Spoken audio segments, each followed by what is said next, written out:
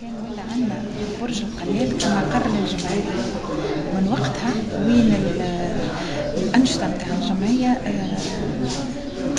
كثرت ووليت معناتها خذات معناتها وليت ما بقاتش كان على نطاق الفنون التشكيلية برك، أما بالتعاون مع أجهزة أخرى ولينا نعملوا أنشطة أخرى منها الموسيقى ومنها هذية كيف ما بسميت من الذاكرة، وعنا مثلا الجمعة الموسيقي مرة في الشهر، عن ورشات للأطفال، عن الشهر شو اسمها هي شهر التراث. في شهر التراث نعملوا معارض، نعملوا إحياء التراث، معناتها مثلا نعملوا الألعاب التقليدية اللي كانوا الصغار قبل يلعبوا بها، نحاولوا باش نحلوها باش الصغيرات يوليو يعرفوا كيفاش كانوا احنا، كيفاش كنا صغار، كيفاش كنا نلعب، كيف ما مثلا العولة، كيف ما كل مرة ناخذوا محور في شهر التراث ونقوموا به. معناها احنا توا من الشهر الجاي هذا باش يكون برنامجنا. مدام عايدة زحاف، بمناسبة شهر التراث تنجمش تقدم لنا فعاليات الدورة هذه اللي تقوم هنا في برج القلاب؟ الثورة ولا في شهر التراث؟ شهر التراث. شهر التراث احنا في شهر التراث السنة اللي مش نبديه، احنا عندنا شهر التراث مش نبديه في شهر ماي. عندنا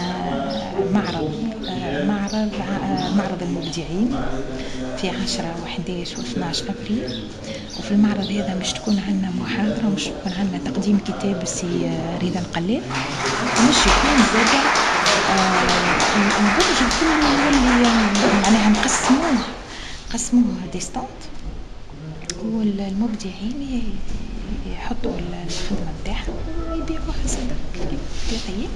باش تكون عندنا في يوم 19 إحياء التراث التقليدي في المأكولات، باش تكون العولة الشعير، كيفاش نعمل عولة الشعير هذيك نهار باش يكون عملنا ديجا يوم الألعاب التقليدية سبقناه، خاطر قلنا العطلة صغيرة باش يكون عملناها في 24 مارس أيام الألعاب التقليدية، ويمكن ياسر مش تكون عندنا زادة محاضرة حول الصليبية. هذايا في شهر التراث إن شاء الله. شكرا لك مدام عايدة الزحاف. تنجمش تقدم لنا اليوم معناتها شنو باش يصير في الدورة هذه؟ في الدورة هذه عندنا برنامج بصمات من الذاكرة. هذا بصمات من الذاكرة هي محطة نقوموا بها مرتين ولا 3 في العام باش نحيوا ذكرى ناس ناضلت في ميدان الفن، في ميدان الثقافة، وفي ميدان أخرى، بصمتهم نلقاو أسماهم في شارع ولا في ساحة. ما برشا ناس خاصة الشباب منهم ما يعرفوش شكونهم هالناس هذوما، حبينا نعرفوا بهم. عملنا هكا لسي محمود خروف الله يرحمه، عملنا لسي محمد العش، عملناها لسي محمود الفخاخ، بس اليوم لسي عبد العزيز عشيش، وبعد باش يكون الشيخ محمد بوذية، سي أبو بكر عبد الكافي، وليستا طويلة. هذايا اللي توا عنا. احنا الهدف من هذا هي يتلموا الناس اللي عرفت الإنسان هذايا ويحكيوا عليه ويعرفوا به للشباب خاصة اللي ما عرفتوش. به مدام عايدة، تنجمشي عندك شي نصيحة تحب تقدمها للمستمعين والمستمعات باش نجم نحافظوا على تراثنا وعلى تقاليدنا؟ والله باش نحافظ، أنا نقول مش كان تراثنا وتقاليدنا على الثقافة. أنا نقول للناس يلزمهم الثقافة، هي نضال، واحنا توا راهو في حاجة كبيرة للثقافة، وما يلزمش ندخلوا على المواعيد الثقافية واحنا معناتها كيف نعملوا حاجات كيف هكا. ماذا بينا معناتها الجمهور يكون حاضر ويكون يبادر ويكون يعين، خاطر في حاجة الثقافة في حاجة للحضور. معناها احنا بلاش الحضور ما نجموش نعملوا ثقافة، بلاش إمكانيات ما نجموش نعملوا ثقافة، والكلهم يتكاملوا مع بعض. مدام عايدة، تنجمشي تعطينا نظرتك بعد الثورة شنو هي الثقافة في تونس؟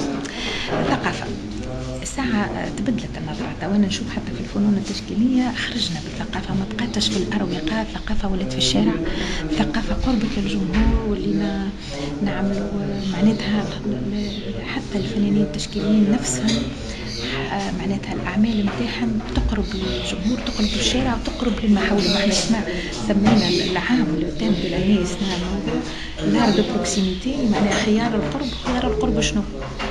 كل ما هو داير بينا، كل ما هو نشوفوا فيه، كل ما هو نسمعوا به، معناتها ما بقاتش أحاسيس وشعور وبك ونوار وجردة.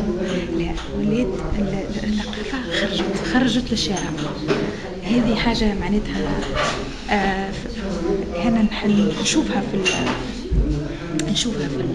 الفنون التشكيلية أكثر، خاطر أنا جمعية أحباء فنون تشكيلية. ولكن حتى في فن الموسيقى هكا تشوف الجرافيتي، هكا تشوف الراب، هكا تشوف. هذا هو الجديد في الثقافة بعد الثورة. مدام هايدا احنا إذاعة تونس دارنا موجهة سورتو للجالية التونسية بالخارج، تنجمشي تقدم لهم كلمة بمناسبة عيد التراث؟ لا، احنا هذا اليوم راهو مش عيد التراث، راهو إحياء ذكرى. هذه بصمات من الذاكرة، ما هوش عيد التراث. اليوم نقول لهم انتم من موقعكم حاولوا باش تعينوا باللي تجمع الثقافة في تونس، لأنها في حاجة لها.